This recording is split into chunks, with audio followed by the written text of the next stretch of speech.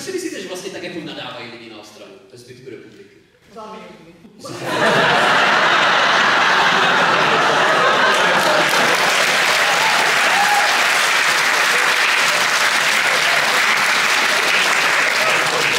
Přijde logická otázka.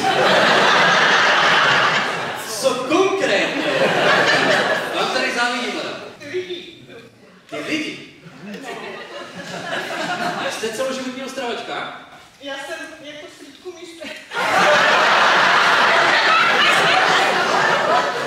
To je tam, jak teď řískali na Fialu, že?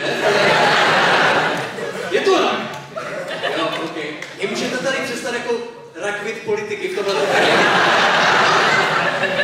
Mně se strašně, ne, právě, mně se strašně líbilo, že na toho Babiše zautočili v obci do Brna.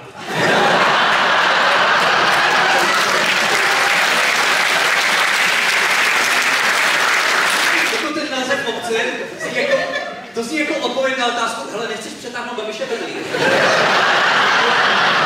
Dobrá,